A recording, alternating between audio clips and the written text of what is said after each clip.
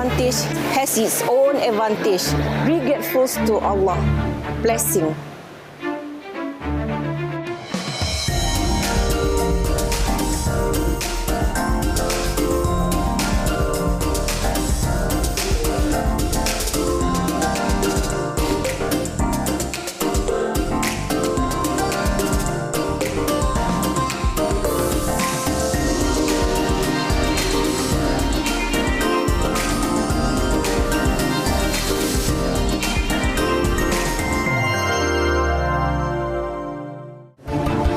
Assalamualaikum dan salam sejahtera. Berita wilayah Jumaat 16 April 2021 bersama saya Zira Zamri dan rakan juru bahasa isyarat Hafidah Awaludin. Terus bersama kami untuk perkembangan berita dari seluruh negara.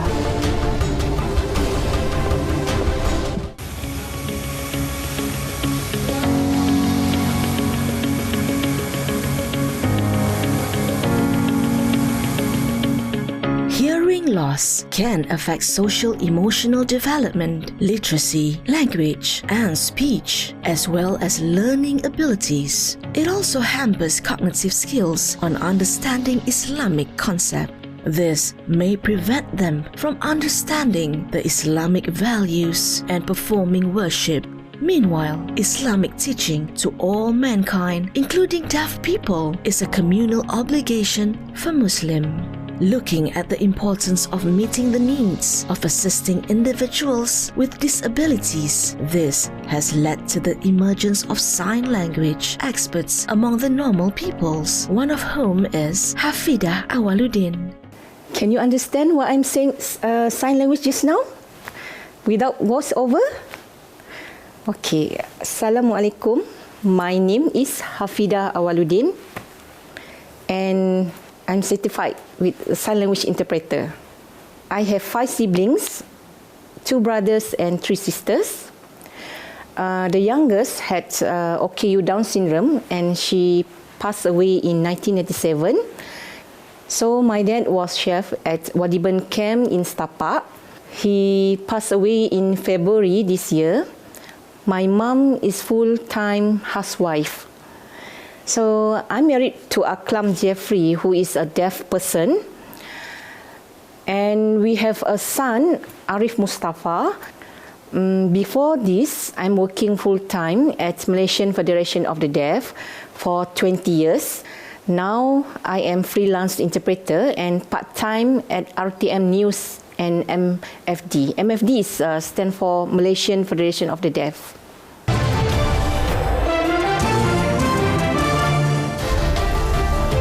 Assalamualaikum, salam Malaysia Madani. Berita wilayah kita mulakan dengan rangkuman berita utama. Jabatan Kemajuan Islam Malaysia JAKIM diarah permudah prosedur permohonan dan pembaharuan sijil halal dengan pemberitahuan notis keputusan wajib diberi dalam tempoh 30 hari. Bengkel pensijilan halal juga wajib diadakan 3 kali setahun. Ia melibatkan pemohon baharu serta yang mahu memperbaharui sijil halal. I became interested about sign language during a youth deaf program in Port Dickson. So that's why I met my husband. My first experience as a sign language interpreter was when Women's Club under Kuala Lumpur Society of the Deaf, they need an interpreter during their visit to Medan, Indonesia. So after that, my friends encouraged me to join sign language classes because they can see my interested in it. So I like to participate in activities organized by deaf people to increase understanding of deaf culture. So over time, my gesture is improved and I learn a lot of sign vocabulary from deaf community. Indeed, as people say, there is no loss for those who diligently study and seek knowledge, as it not only benefits themselves, but also the communities surround. The sign language knowledge she has acquired is not only used for earning a living, but also opens up opportunities for her to serve the disabled community, especially the deaf people in need.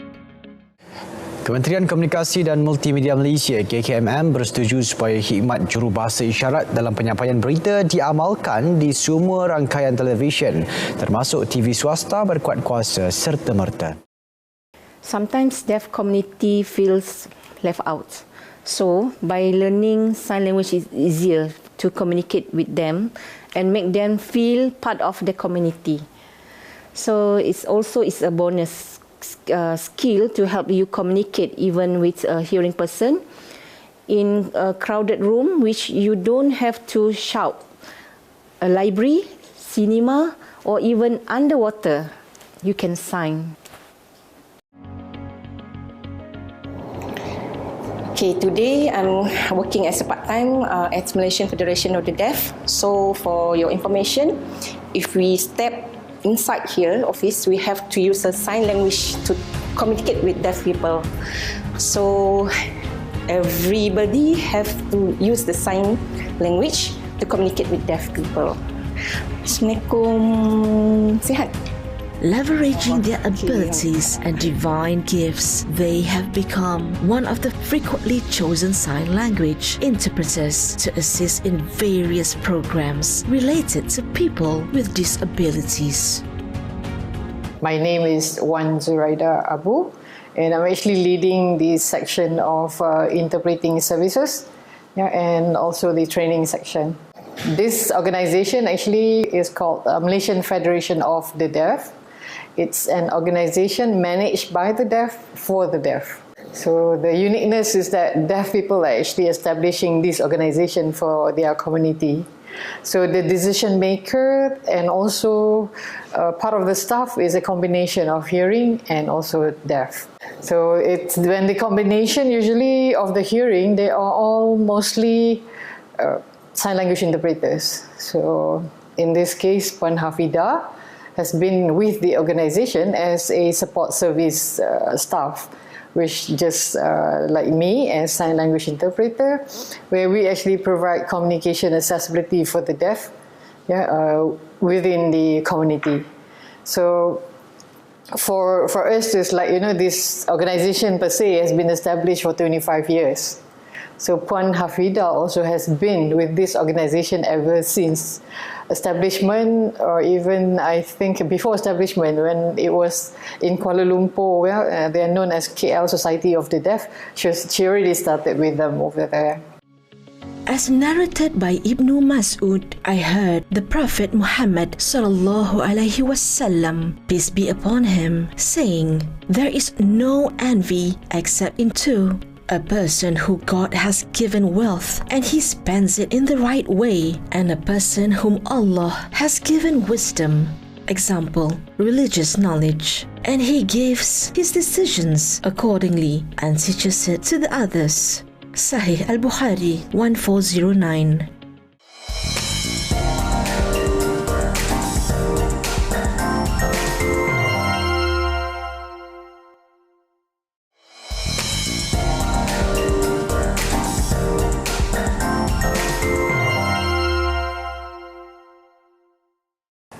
Ya, bagi memastikan golongan OKU pendengaran tidak tercicir dalam mendapatkan maklumat terkini COVID-19, banyak kosakata baru perlu diterjemah ke bahasa isyarat dan sesetengahnya perlu diterjemah dengan ejaan. Perkara itu diakui Presiden Persatuan Jurubahasa Malaysia, Wan Zuraida Abu.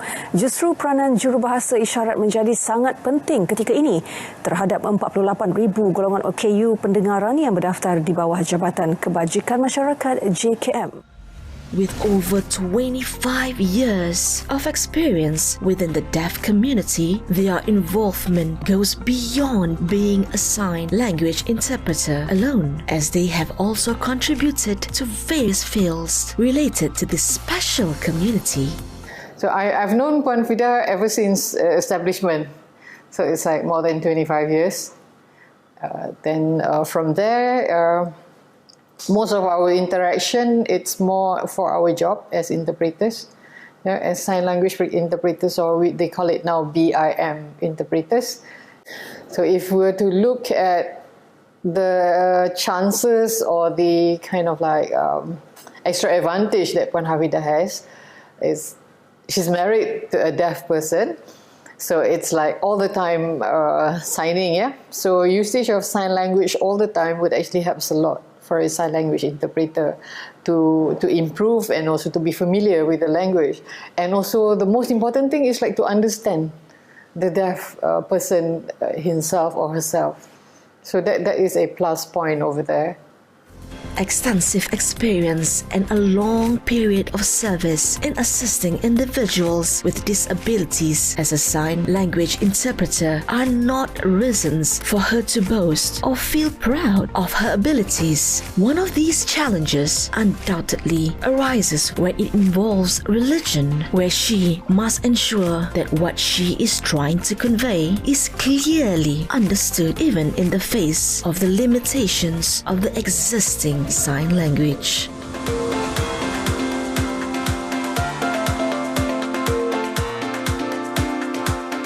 Saya Suraiti binti Alias, Ketua Penolong Pengarah Jabatan Agama Islam Wilayah Persekutuan. Pada pandangan kami Jawi, kami memerlukan kepada khidmat tenaga jurubahasa isyarat disebabkan dalam pelaksanaan program kelas pengajian OKU pendengaran dan juga program pada hari ini, kami tak ada kemahiran berkaitan dengan bahasa isyarat. Jadi penceramah yang kita gunakan orang yang biasa, fizikalnya bukan OKU. Jadi daripada aspek kemahiran tu kita perlukan khidmat jurubahasa isyarat untuk kemudahan kepada OKU, kumpulan sasar kita lah.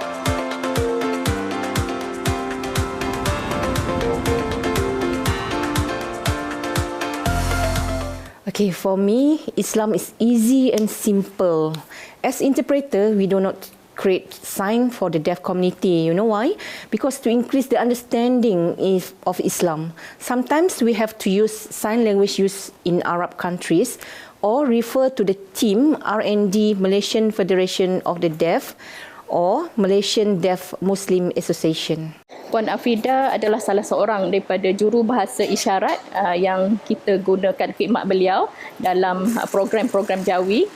Jadi daripada penglibatannya amat pentinglah kepada para peserta, disebabkan dengan adanya jurubahasa isyarat inilah mereka memahami daripada aspek yang kita ketengahkan dalam program kefahaman Islam dan dakwah kepada OKU.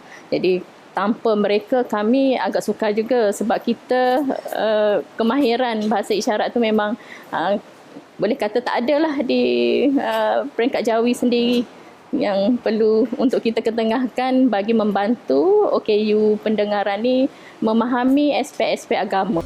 Jadi kalau kita niatkan nak buat, tak boleh masalah. Sebab apa?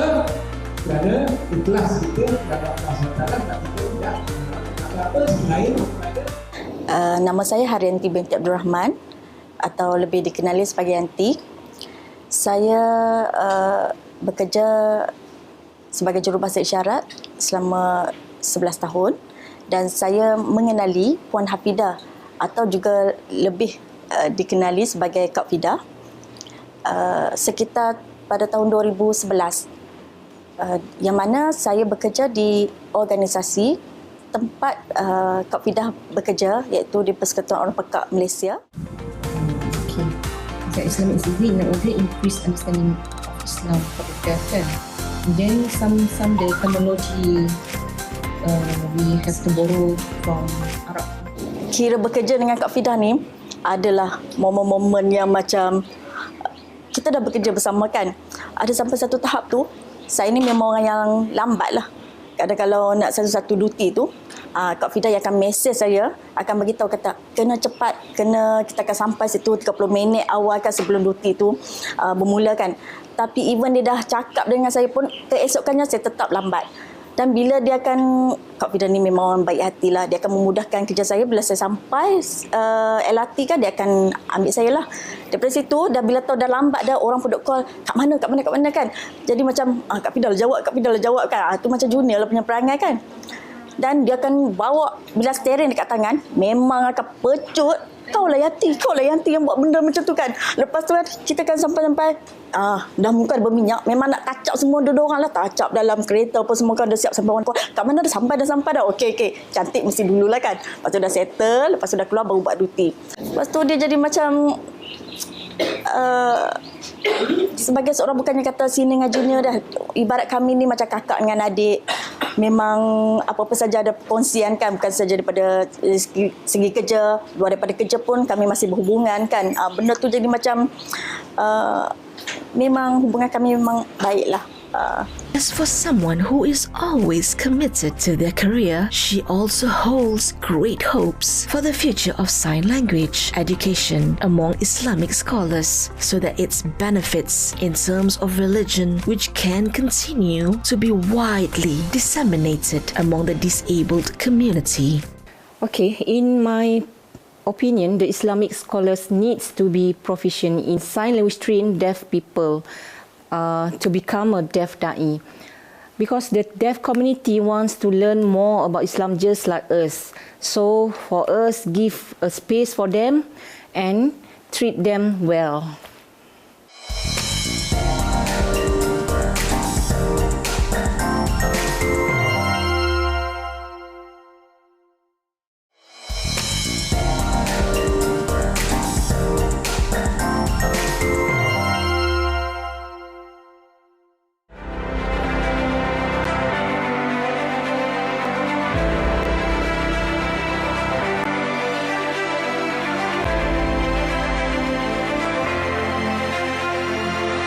Kepercayaan kepada Tuhan,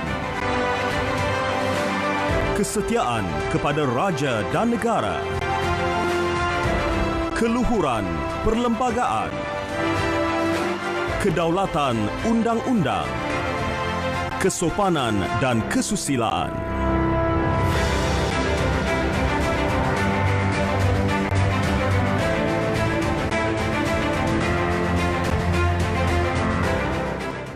Seeing the support from her husband, Aklam Jafri, who is also a person with a disability, clearly illustrates that this field was not only destined for her to master, but is also an integral part of her life's rhythm.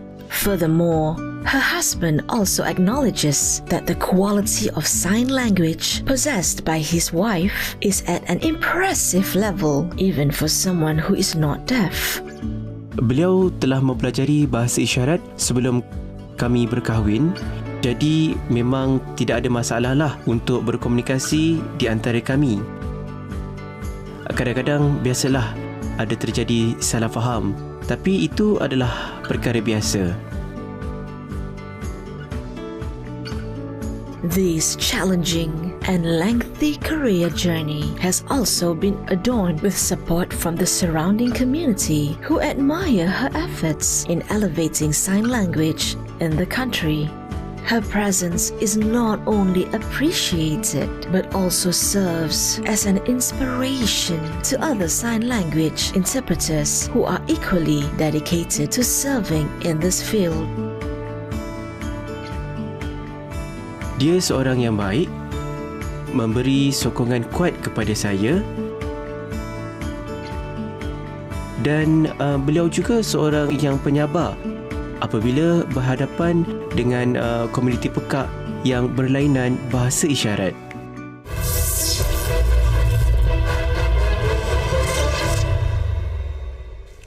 Bismillahirrahmanirrahim. Assalamualaikum warahmatullahi wabarakatuh. Alhamdulillah thumma alhamdulillah. Allahumma salli ala Muhammad wa ala ali Muhammad. Selamat datang ke My Halal pada tahun 2022. Apa khabar semuanya? Mudah-mudahan semua dalam keadaan bahagia dan sejahtera selalu, insya-Allah. Hari ini bersama dengan saya, Syafiqah Hanafiah, dalam My Halal Yakini Halal Malaysia. Dan mudah-mudahan My Halal pada tahun ini lebih bersemangat dan memberikan pencerahan yang sepenuhnya kepada soalan-soalan ataupun isu-isu yang terkini. So it's actually an advantage if she can also spend time, or perhaps maybe to continue her study in the area of Islamic law or civil law, to actually see how best she could become, as interpreter. So it's never an ending kind of like learning. Yeah, it's always something new to learn, and there's a lot of things to learn. But just focus on that, if Islamic values and everything is her interest, just focus on that. She can go far. Harapan saya agar Kak Fida akan meneruskan kejayaan ini selagi tenaga masih ada, sebab Kak Fida kita kekurangan pelapis, jadi kepakaran dan pengalaman Kak Fida tu amat diperlukan oleh komuniti pekak lah, sebagai mata dan telinga kepada orang pekak untuk mendapatkan informasi. Dan rugilah kalau ilmu dan pengalaman yang ada pada Kak Fida ni terhenti begitu saja kan. Harapan kami semoga mereka akan terus berkhidmat, memberi dalam aspek dakwah ini, memberi impak yang agak besar lah dengan adanya khidmat jurubahasa isyarat. Jadi untuk Jabatan Agama Islam sendiri memang kami perlukan jurubahasa isyarat. Jadi itulah kepentingan khidmat jurubahasa kepada agama Islam itu sendiri, untuk kelangsungan mereka menerima dakwah Islam. Saya mendoakan agar isteri saya panjang umur dan dimurahkan rezeki, diberi kesihatan yang baik. Saya berdoa kepada Allah supaya dapat perlindungan daripada Allah, dan beliau menjadi isteri saya yang solehah.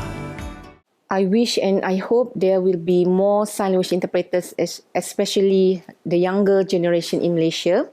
Don't be shy, take part with deaf community, and please like our Facebook page, MFD Persekutuan Orang Pekak Malaysia, or you may call this number 0380708930.